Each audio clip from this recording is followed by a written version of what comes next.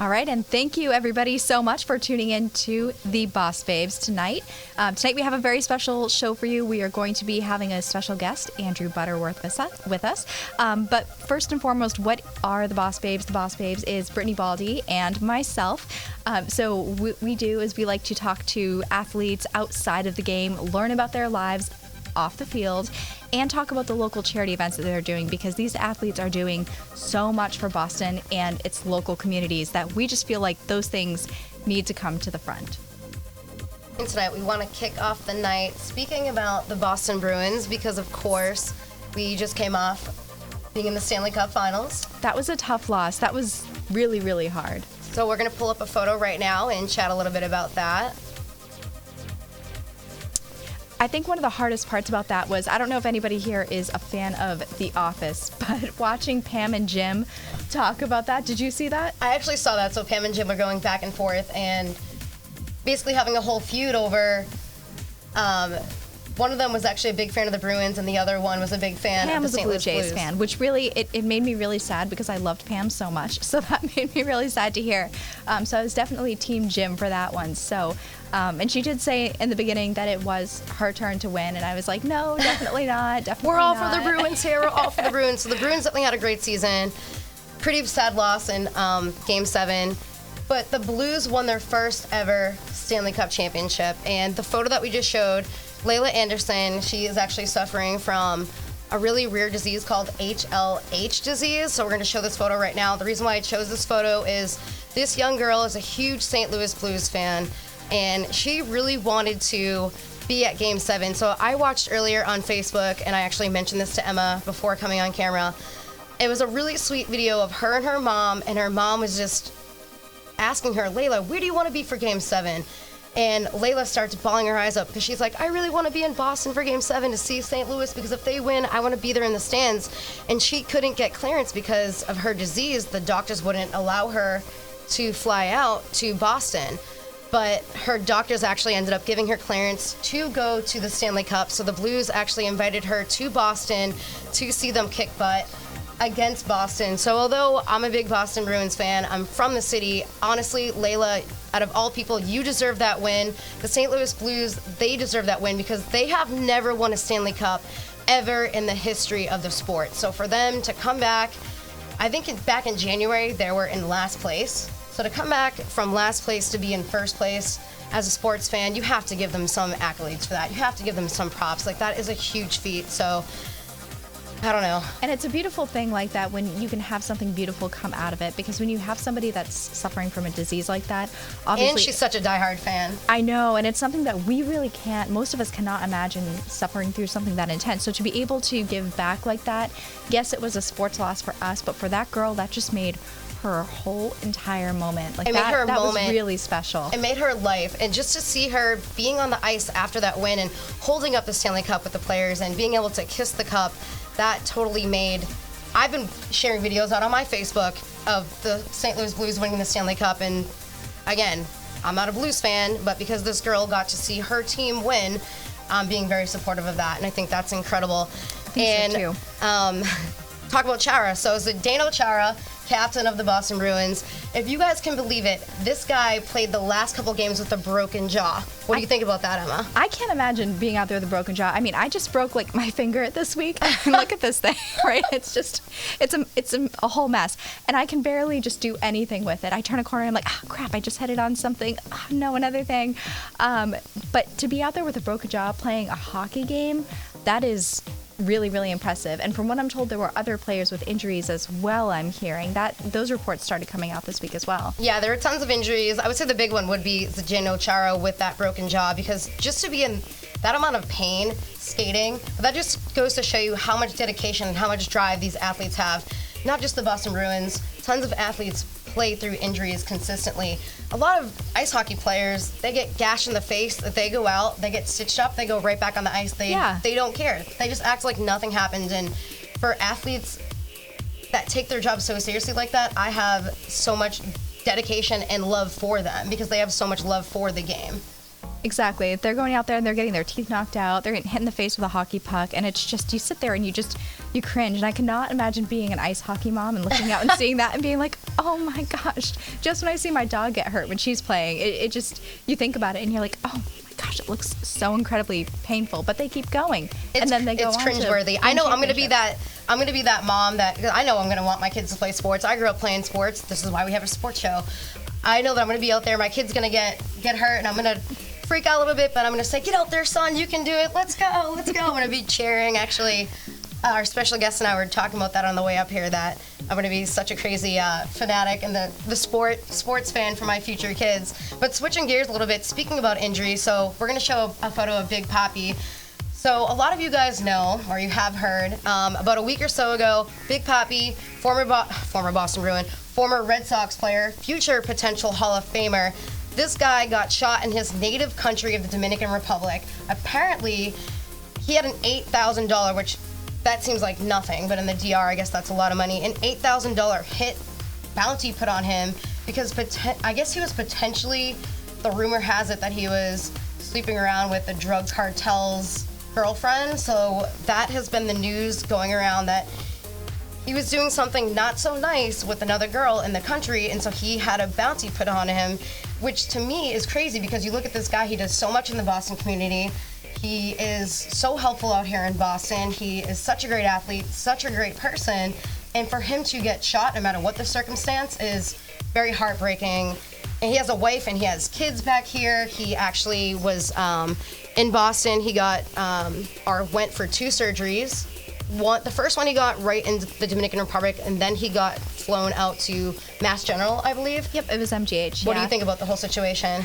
The thing is, I have a hard time believing that he would do something like that, first of all. Same. So that's why I'm saying I want to clear that up. I heard it's a rumor. Don't know if it's true. I heard that it's rumored. I don't think that rumor is true. I mean, and we have to understand that in countries like this, I know that there are people that would come on hard times that may do something like that. And there are even people here at home that could fall on a hard time and could do something like that. So the hard thing is we don't know why it happened. We don't know what prompted somebody to act in that way, which is really, really the hardest part, is just, not being there and not fully understanding all the facts. All we know now is just that he's recovering, and that's really difficult. I think it's a big hit not only to Boston but to all of his fans at large. There. Yeah. Like, I've been watching a lot of interviews between current players and former players. Boston as a community, we've just been coming strong together. I remember I was sitting at home watching, I want to say, the Bruins game or something on Nesson, and the tagline came up that he was shot. And I remember looking at my dad, because we're big sports fans, of course, looking at my dad going, oh my God, Big Papi just got shot. And he's like, wait, it's probably just a rumor. It's probably just a lie. And I'm like, no, usually things like this don't just get tweeted out for no reason at all. Like, it came up on Twitter from the Dominican Republic, and it showed a photo of him getting actually carried out in the ambulance. So I started freaking out, because you start thinking, wow, is this guy going to pass away? Like, he's so young, he does so much for the community. And he actually apparently said while getting operated on, or before getting operated on, please don't let me die, I'm a really good man. So he was not ready to go either, just like Boston is not ready to see him go. We all remember that big speech that he had a couple years back during the Boston Strong. I know Emma was there. We'll have her talk a little bit about that, being there live. But him saying, this is our city. So I'm not going to say that live, but we all know what he said. And just to have him be so soulful and be such a big part of Boston, if he ever were to pass away, God forbid, like, that would be a huge hit to Boston. So Big Papi, we're all cheering for you back home. Emma, talk a little bit about your experience watching him live and being there during one of his speeches. Yeah, so watching Big Papi speak, I think, is something that was very inspirational and motivational for me, especially because he has so much passion and soul for what he does. And going to his charity gala, he gives back a ton to his community. I mean, he is just somebody that, loves very, very much, is very passionate about his hometown. He cares about making sure that everyone is taken care of. And that, I think, is really sweet, that he not only took the extra steps to give back, but encourages others to come with him and to come to this huge charity event that he has, a golf tournament over there every year. He brings a lot back to his community, which, again, is another thing, watching his family and friends be there, watching them speak, watching so many people talk on his behalf. I genuinely don't believe that he could do anything, that malicious. And I think that he's a wonderful, wonderful man, especially from everything that I've seen about him. So I think everyone here is just praying for a healthy recovery for him. We're all going to pull through for him, and we hope that he does pull through. He is in recovery. So we're going to switch gears a little bit from the St. Louis Blues and Big Papi. So we want to introduce our special guest tonight. Yes, we have Andrew Butterworth here in studio with us. Thank you so much for coming, and you've had quite the journey to get here. Yeah, thanks for having me.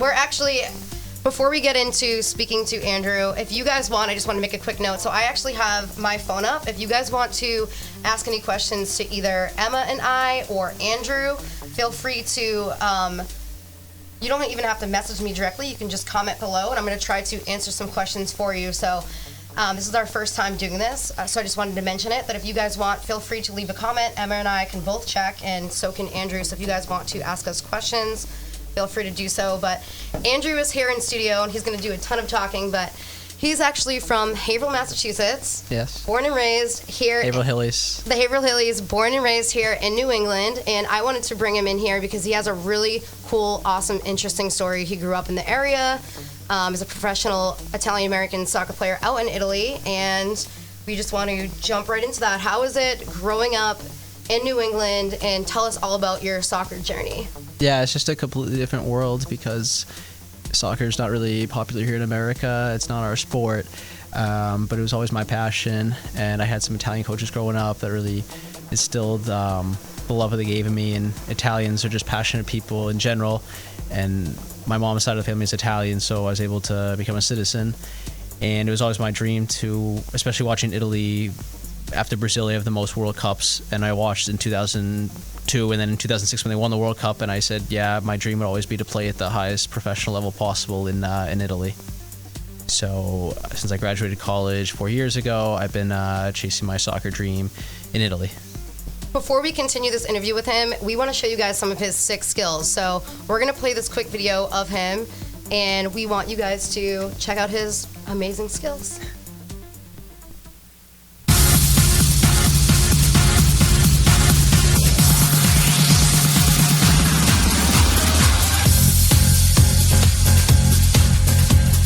I might have Italian blood and Italian citizenship, but I'm going to show you these made in Massachusetts skills. Ora ti faccio vedere come giochiamo calcio in Italia. Guarda.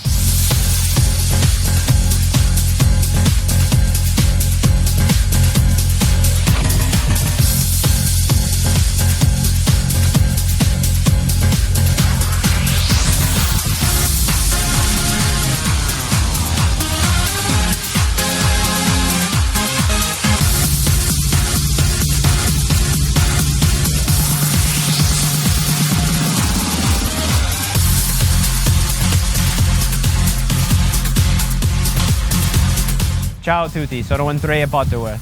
Sono un Italo-Americano. I was born in the great city of Lawrence, Mass. I grew up in Haverhill, Massachusetts, and soccer is in my blood. I played at Holy Cross and then Sacred Heart University, and I've been chasing my soccer dream in Italy for over 4 years, and I'm ready for another season in July. Okay, so those are some pretty awesome skills that you have out there, obviously. I was looking at that like, oh my gosh, I could never be able to do something like that, even half of those moves. So you have gone on quite the trip, though. You went from Haverhill, and then you moved around a little bit. Can you tell us about your journey and how it took you to Italy? So I played for a lot of the top club teams in Massachusetts growing up, and in that system they identify the better players and you get scholarship offers to play Division I. And I had an offer from Holy Cross, and I was also a good student, so I just wanted to, I thought it was the best of both worlds to go to a good academic school and play Division I soccer, because the way the system works in America, you play Division I and then you go play professional. So I played at Holy Cross for 1 year, and then I had the option to play another Division I school, Sacred Heart, and I wanted to major in finance, and it was also a good Division I program, so I thought that was the better option. And Fairfield's also a nice place, so I went there, played there for 3 years. I started all 4 years in Division I, and then I graduated with a finance degree 4 years ago, and then I said I want to play overseas, especially Italy, And first, I went over to the UK. I was trialing with a bunch of teams over there, but there's strict work permit laws, and I didn't have Italian citizenship, so some of these teams in Ireland and Scotland, they wanted me, but they said there's no way you can play. You don't have European citizenship. So my great-grandparents were Italian, and my dad was a lawyer, and he found the right lawyers to talk to, and it was my blood right. It's called Jus Sanguis, because people with Italian blood can get it. So wow. I moved to Italy. At first, it was going to be like a 3-year wait, and I said I don't have time for this. So you go to Italy, you become a resident, and then luckily, after just tons of paperwork, Italy's notorious for like red tape. You just don't get things done. But after 4 months, I finally got my citizenship, and then after the long wait, I was able to sign with a team. So I've had to just really network, find an agent, because I don't have any connections. There's no Americans in Italy that play. So I had to find an agent, just like knock on doors. And then this agent actually had to like make up a story that I was his cousin, his cugino. His long lost cugino, yeah. Andrew Butterworth, Italian, of course. Italian name. So I had to make that up. So I got on the field, and then the team was going to sign me. And then actually I found out I had a heart problem. I had... it's called, they have to do like a test before you sign. It's called like Wolff-Parkinson-White. It's a syndrome I never knew I had. Oh, wow. So I had to get like a intervention. It could be, you could collapse and die from it. And it was that you would never know you had it. So luckily I did the surgery in Italy. And that was a process, because this was after like 2 or 3 months there. I didn't speak any Italian. So he's like messing with my heart. But luckily that went well. And then I was able to sign with a team for this was August. I went into preseason with a team, and then after a few days, they were like, yeah, you can sign with us. So I signed there. This team was in the 5th tier of Italian football, and we actually won the 5th tier of Italian football, called Eccellenza. So like the 5th tier is like where professional starts, basically. And then I moved up to a team in Serie D, which is in Sardinia, an island, beautiful island. And I played there for half a season. Then I switched to another Serie D team in Sanremo in the north near France. And then last season I played for a team in the 5th tier in the south in Basilicata on a beach. So I got to see some really different places of Italy. And in every region the style's different. You have to speak the language. They even speak a different dialect. So just the language part was a barrier, was just a barrier itself. And then the soccer is just a completely different level of play. You're playing with guys that played Serie A. Some of them, could have been stars, but whatever injuries, other things, wasn't meant to be. So they have to fight out a living at these lower levels.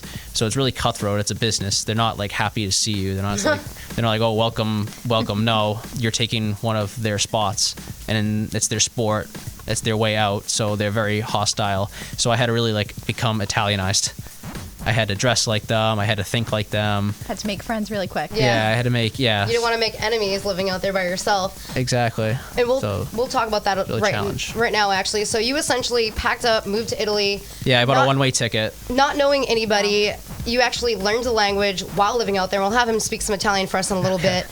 Somebody actually asked me what series you are playing in now. Well, you can answer that. So, yeah, I'll start probably...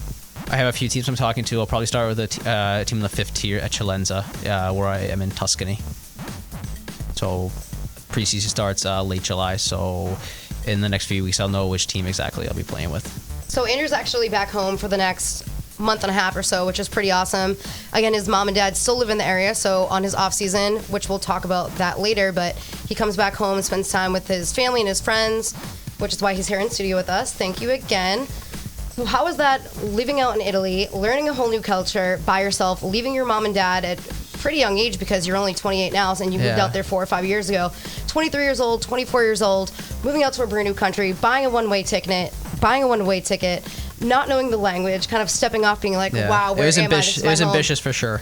How can you kind of describe walking off that plane and thinking, there's a lot of people watching right now, explain to them what your feelings were walking off that airplane, knowing that you might not see your family for a year or a couple months. I didn't see them not for knowing 2.5. I didn't see my family for 2.5. I didn't come home for 2.5 years, and I didn't see my parents for 2 years. That's crazy. So I just said I have to be all in for this but I was ready for it. I was a really good Division I player. I played at good youth teams, so I knew that I was ready for it, and I know physically also because it's a very aggressive game there. It's like football in America. They pick the biggest guys, and so you have to match up physically, not even have the skills. If you're not big enough, you're not going to make it either. Yeah, Andrew and I were actually driving up here. We came together, and him and I were talking about the fact, I always thought that soccer was just like this fun, cute, finesse sport. No. He's like, no, listen, Britt, it's actually kind of similar to American football. Yeah, you're not tackling each other, but there are some hard hits, and you're bumping each other in the heads, and you're hitting each other's shoulders, and people are sliding into you. So talk to me about that mental toughness that you have to have on the field and getting hurt, just like we talked about Zdeno Chara with that broken jaw in Game 7. Do you guys play with that level of intensity? I'm assuming that you are, because a lot of you are out there competing for a spot in the higher level. Exactly. Want to play for more money. Some of you want to get to that level of the David Beckhams and how do you say his name? Messi. Come on now, even I know David Messi. Beckham. He's Argentinian, but he's almost 100% Italian. Messi's an Italian surname. So, interesting. No, just Italians. It's in their blood, and they're just such passionate people to begin with. But soccer really is life or death. There, the referees get threatened. I played. There's fights after they get in. The fans will wait for you. There has to be police. The teams are separated by cages. Cages? You don't have lock? Do you guys have locker rooms? But you're separate. The players, you have a cage, like a dog cage. It's like Shandy. You have to like drive him. You drive him with the bus, and the bus is locked in with the back, and they have like police cut up in Yeti, and they protect the bus because if the bus was out there, the fans would tip it. That's and scary. This is still even at the 4th and 5th level. Like I saw a playoff game for the 7th division. It was like 5,000 fans just for that in the 7th level, which is basically semi-professional. So yeah, the fans just demand so much. I played one of my seasons. They went through 4 coaches in a season, 3 sporting directors in one season. So if things don't go bad after a few games, like players are sent away, and these are only 1-year contracts you're playing on. So it's paycheck. It's really brutal, honestly. So you have to have passion for it. You have to be able to take a lot of ups and downs. So yeah. Now, you mentioned that you had to bulk up a lot before the games. What were some of the ways that did you have to change your workout routine and change your whole lifestyle when you moved over there? The portion sizes were smaller, so I actually probably lost a little weight being over there. And the Division 1 game is actually like, it's a much slower game, and there's just some guys that are athletes that play but aren't really good players. So actually you have to probably be a little heavier because the game's slower, so there's a lot of hitting. Whereas here there's only 3 substitutions. You play a 10-month season. Division 1's a short season, so you have to be more of an athlete. You have to last 10 months. Whereas Division 1's just kind of it's an athletic game. It's not like professional really.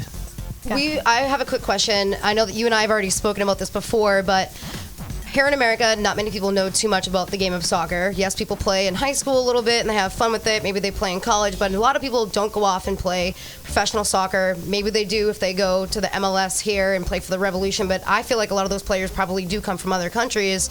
Can you explain to the viewers sort of what my uncle actually wanted to know? What are the stadium attendances there? Are they big audiences? Are they small? And then also, what is the atmosphere at the stadiums, and how, I know we already discussed Serie A, I know there's 15 different levels, A, B, C, all the way down. Yep. Is it sort of comparable to playing minor league sports versus professional? Can you explain that to the viewers? So it's not like minor league baseball because all the teams are independently owned, and a team at a lower level can have a rich investor and they can have the goal of going up in like a few years. And then if you perform poorly, your team's relegated. So it's not like you just don't make the playoffs, you're kicked out of the league. So there's a lot of expectations. Even if a team's not going to win, they have to do enough to stay in. They have to reach the La Salvezza. They have to be saved. So there's consequences. The sponsors will pull out their money, because even at the 4th and 5th levels, you need like €1 million to have a good team. So it's not like chump change.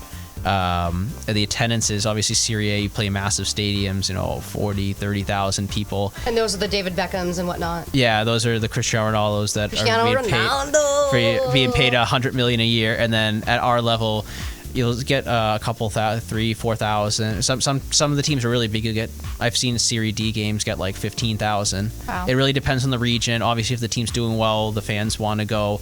If they don't, then some of the fans will refuse to even go. They'll just wait outside the stadium.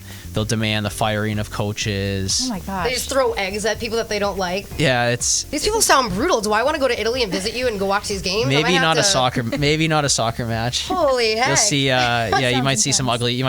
ugly things. Emma has a quick question for you guys. Somebody asked us a question. They wanted to know what advice you would give to young players that wanted to play at your level. The best thing to do is to not go to college, because the college game is completely obsolete. It's like 8th division Italy, so you're putting yourself a massive hole. If you really want to succeed and make it the highest levels, you need to go when you're like 12 or 11, and they identify the top talent that way. You need to be making your professional debut when you're 16. So I went over way too long. The best I'll ever achieve is Series C. So if you really have to make a commitment and go when you're young. But that comes with drawbacks, because you have to question, do you want to pass up an education? Do you want to put all your eggs in one basket? Yeah, Andrew and I were actually speaking about that on the way up here, because I found it very interesting. Sort of like American professional athletes or people from other countries. Some people will bypass going to college and go straight to the pros, or some people will play semi-pro sports right out of either high school or college and kind of skip that full education if they do get a scholarship. I mean, you can choose what you want to do, but in your case, I applaud you for getting that full education, because you have something to fall back on, and you have that finance degree. So when you do retire, you have something to come back to America or to do out in Italy or Greece or wherever you choose to live. You have your education, because if you take that risk and you move out there at the age of 12, not knowing anybody, you might not make it to the pros, and you keep trying and trying and trying. When do you tell yourself, I'm ready to not give up on your dream, but eventually that dream, you might get an injury. You might not be able to play ever again at the age of 22. I have plenty of those players that played a season or two in A or B, and for whatever reason they just didn't pan out, and now they have to fight it out this level and try to support a family on it. And it's you're going year to year. It's a difficult life. I think it's a smart move to have both the education and go out there and live the dream like you are. And speaking of the players, we actually got another question. What player were you most excited to play with or against? At this level, we're not playing against any like famous players at this level, but we did get to play a friendly match against Cagliari, who are a Serie A team, and like one of their players is worth more than our entire team, so that was definitely humbling. And so they have some players in the Italian national team. Actually, they had one player, Van der Wiel, that played in the World Cup final for Netherlands. So that was pretty neat to step on the same field as someone that has played at the highest level of the game. Here's a question for me, not from somebody on here. We will get to you guys' questions soon, because you guys are asking a lot of awesome questions. But if you could choose to play for any team out in Europe right now and play with some top players, who would you play with? And also, who were some players that you looked up to as a kid? Because we all know, me growing up, I played softball. I'm sure Emma played some sports. We'll talk about her sports as well. But I grew up... That's a short list. I grew up playing softball and field hockey, so I'm a huge sports person. I love sports. My dad played sports. He played at Northeastern for a little bit. He could have went pro, got injured. Great baseball and football player. The reason why I bring it up is why did you get so involved with the sport at a young age? Who inspired you? What made you want to be Andrew Butterworth, the professional athlete, the professional soccer player out in Italy? Who gave you that drive and motivation? I just started playing when I was 4, and my parents encouraged me to play every sport, but soccer was just what I loved to do. So they got me the best coaches they could, and I just progressed. And you didn't look up to any players back in the day? I love to know Garcia Parra on the Red Sox. When I watched in 2002, when I watched the Italian national team, and then when they won in 2006, this center mid, Gattuso, he's just extremely aggressive player. Oh. He just gets it done. He doesn't look like your typical player. He's not like 6'2" and long. He's kind of like a bulldog, and maybe he doesn't have the typical skills, but he was effective, and they won the World Cup with him. So, and he's just someone that was just smart and got the most out of himself, and also he's the coach. He's been coaching AC Milan. So he's a big-time coach as well. So someone like that wasn't your typical 6'2", long, athletic guy. I just saw how much passion he played with, and everyone fed off that, and that's why they were champions. So definitely he was someone I looked up to. I like that answer. And if you could play for any team currently right now with some top players, who would you choose? Juventus is my team. Forza Juve, Cuore Bianco Nero. Black and white heart, because their colors are black and white, and they are I think they won the last like 5 Serie A titles, and they have Cristiano Ronaldo. So that is probably the most supported team in Italy. And there's also the fierce rivalry between them, Inter, and AC Milan. It would be like a Red Sox-Yankees kind of thing. Like rivalry. Yeah, those are probably the three, and also Roma and Napoli. Those are the big 5 clubs in Italy. Definitely high security for those games, I'm imagining. High security. Yeah, and they go back over 100 years, their history. Oh, wow. So that's what you just don't have. American soccer is so young. It's, the league's only been around like 24, 25 years. So these guys are, 100 years ahead of us with their traditions and their passions, and just the fans, the banners they play to games, all the chants they do, the firecrackers they make, like they bring drums. It's very loud. Whenever you're at an opposing team's field, they call it the dodicesimo uomo, the 12th man. They try to distract you. Yeah, so it's like it's really difficult to win on the road. That's kind of comparable what they do here in America, where if the pitcher from the opposing team, if you're right behind the bullpen and you're trying to warm up, they have the fans howling and going nuts. Or during the Patriots games, if there's somebody's trying to kick a field goal, you just have everybody in the background trying to rattle the players. But I feel like as an athlete, and again, I didn't play at the professional level, but I played a lot of travel sports as well. I feel like when you're that honed into your sport and what you're doing, you almost forget what's around you. You're just so sucked into what's going on that everything around you just becomes a black hole. And yeah, some things might rattle you a little bit, but you're just focused on your coach, you're focused on your teammates, you're focused on what's going on. We're so well rehearsed. These coaches are excellent. We play, it's 6 days a week, 10 months a year. But you block out the noise. Yeah, it's like rehearsed. Just the amount of detail that goes into, even at the echelons of Serie D level, is just so much detail in the games. Nothing that you've ever experienced in America playing Division 1. So it's like the game's already rehearsed. Taking it back to the U.S. for a little bit, what games did you play as a child growing up? Like what sports other than soccer? I did everything. I played basketball. I was a good basketball player. I played AAU, travel team. Actually, I played JV as a freshman, basketball. But then when I was 16, I stopped that because soccer was really my passion. I also did karate and horseback riding. Oh, man. You're all over the place, huh? Yeah. So my parents they weren't soccer people. They just said, choose the sport that you love the most, and it just became soccer. Did you play? For anybody that's watching, again, he's from the local area. I know that you went to Central Catholic. Yep. Did you play at Central? No. Do they have soccer there? I don't even know if they have soccer there. But the way it works is you play in these like elite academy leagues that identify the players for the Division 1, basically. So high school is, for soccer, high school is obsolete. You don't play it.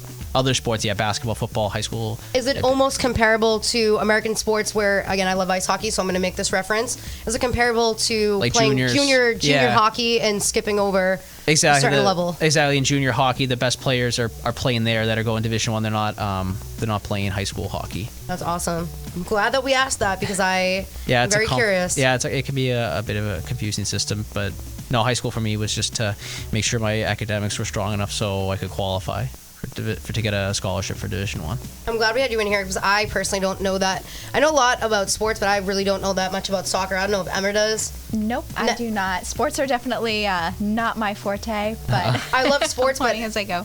I never played soccer growing up. I never really watched soccer growing up. So to have you in here, I'm sucking up all of the knowledge from you, which I love. I'm a real student of the game. I just love to watch higher level professional matches and just see what they do and try to implement it in my game. And for me, there's no expectations over there. I just want to reach the highest level I possibly can.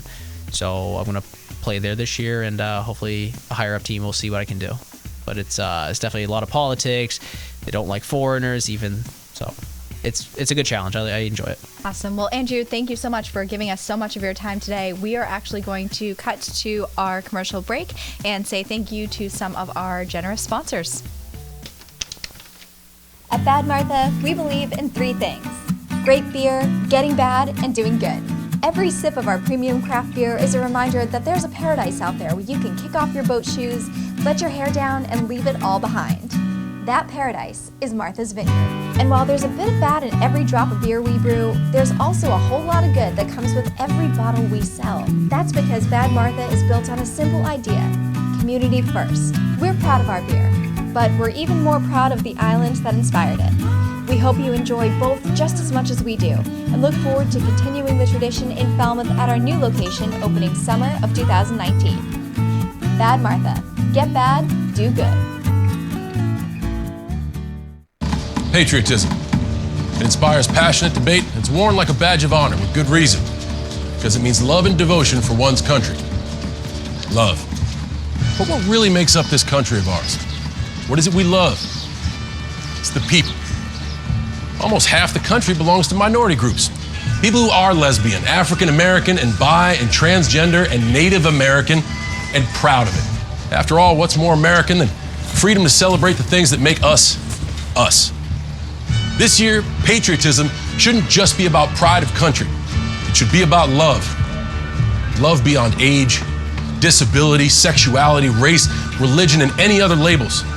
Because the second any of us judge people based on those labels, we're not really being patriotic, are we? Because love has no labels.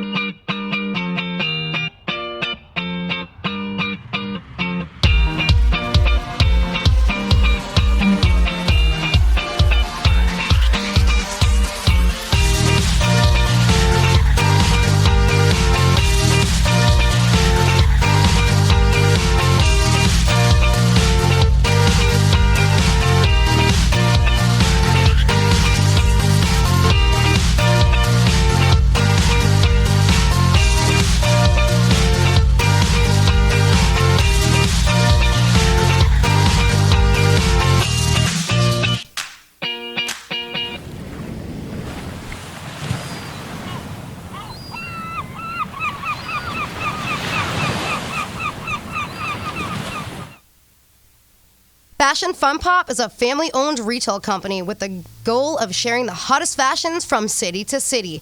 Located in Whitman, Massachusetts, this fun boutique offers private girls' nights, online shopping, personal shop sessions, and trends for all shapes and sizes.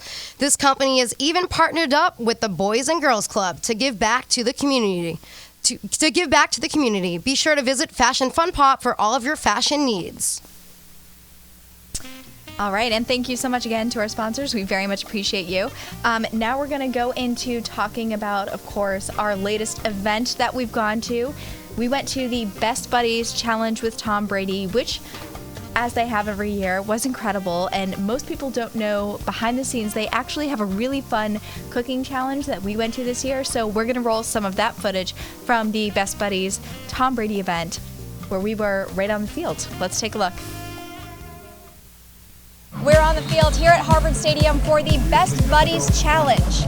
We're super excited. Tom Brady's actually directly behind us. We cannot wait to see him throw some bombs, just like he does during the Super Bowl, right, Emma? Exactly. And then after that, we're going to take you guys inside behind the scenes to see all of the action inside the after party at the Best Buddies Challenge. Celebrating 20 years of fundraising, the 2019 Best Buddies Challenge at Harvard Stadium brings buddies of all ages together to play ball with one of the greatest football players in New England's history, the legendary Tom Brady. Thank you guys for your commitment to Best Buddies.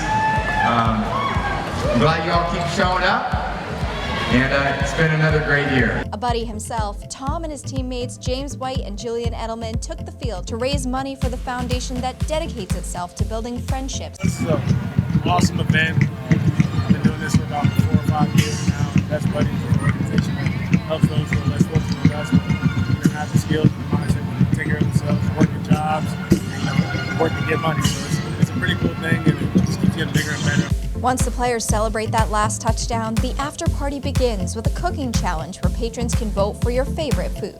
We have been given these really cool chips when we came in. Britt, what are we supposed to do with these? So we're essentially going to walk around and try all of the amazing food and vote for our favorite chef. I think it's going to be pretty difficult. I know, already right off the bat, I see tacos, and anyone that knows me knows how much I love tacos and pizzas. So this is going to be a really difficult decision, but we're going to give it our best shot.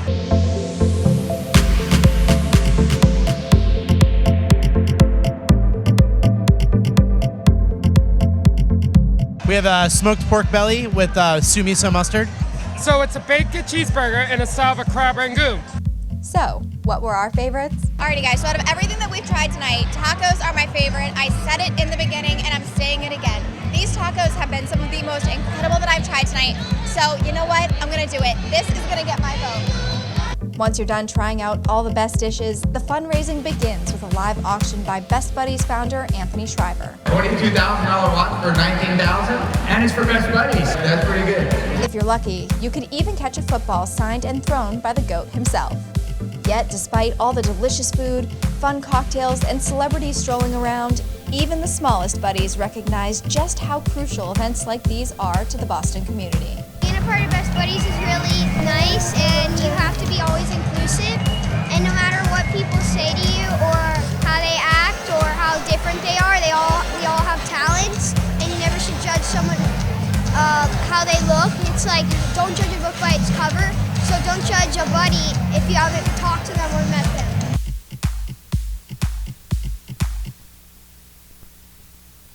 Okay, so was he not the cutest little child? He was the cutest.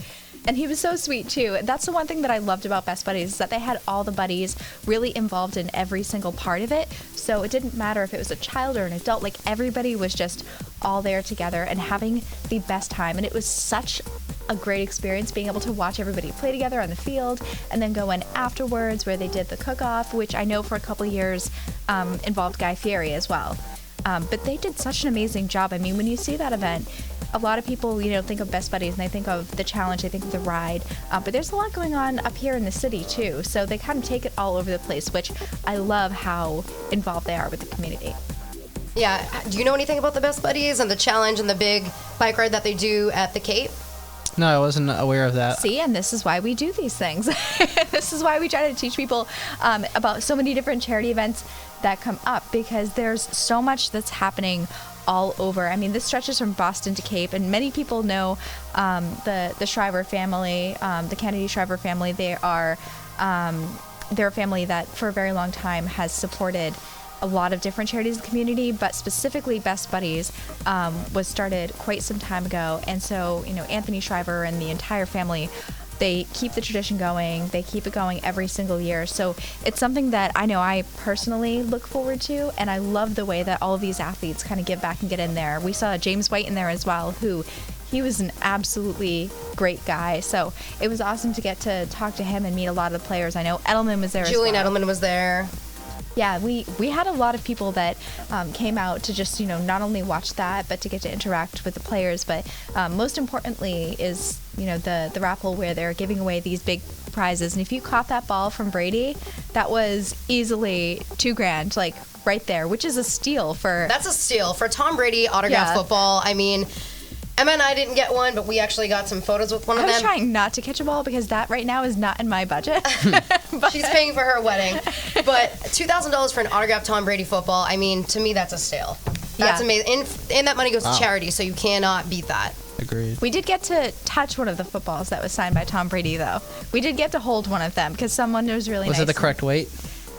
Oh my gosh! Oh no! Oh gosh! There we go. No, I'm a Boston fan, so it's a little zinger. Yeah, no, but I mean, I wouldn't know honestly either way. But it was great to be able to just hang out and get to see everybody. And people were really kind. Everybody was in a great mood and happy to just be involved. But Britt, that was your first time there, I think. No, second time. Second time. So that was actually my second time there. And both Emma and I, and again, this is why we're trying to involve charities on our show, because we want to show people that athletes are very involved outside of the field, outside of their sport.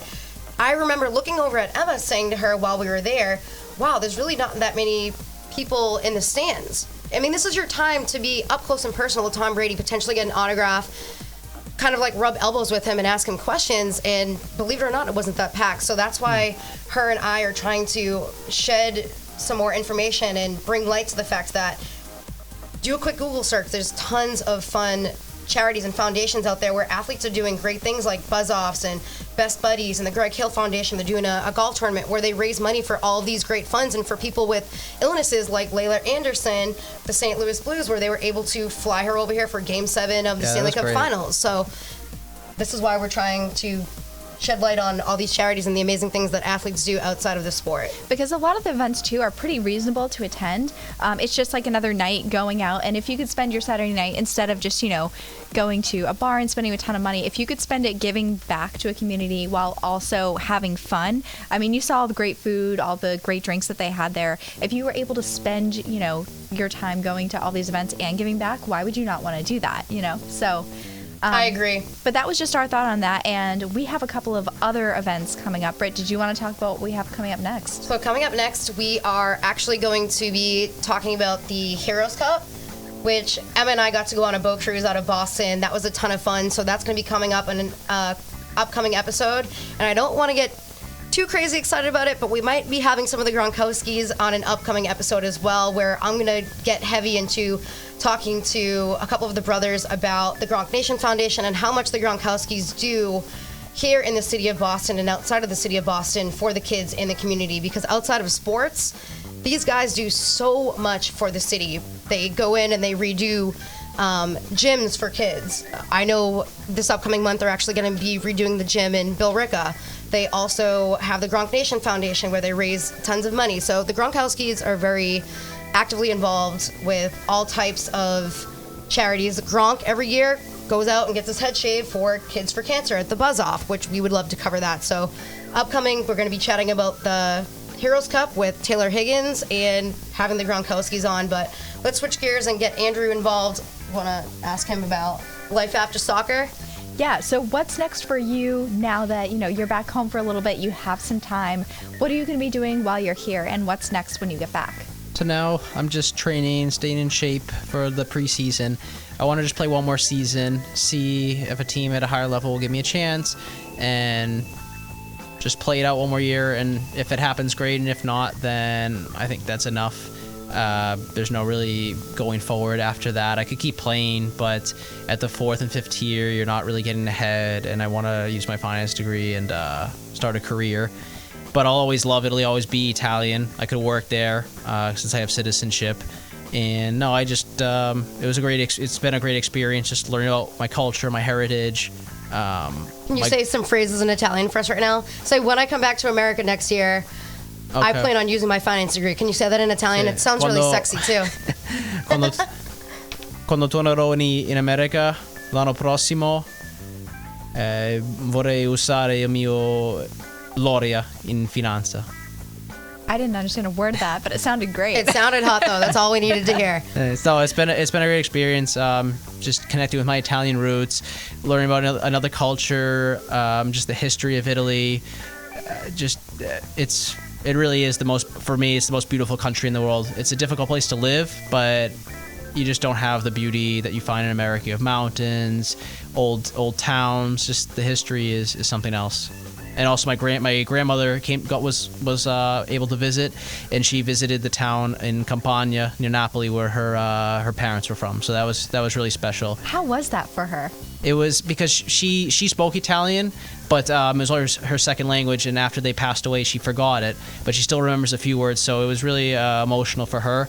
And then she got to come with my parents, and we met in Italy, so it was just really special because I'm still very close to my nonna, and I was raised in an Italian way because that's the side of the family we were closest with. So coming there, I really fit right in because we are an Italian-American family in many ways.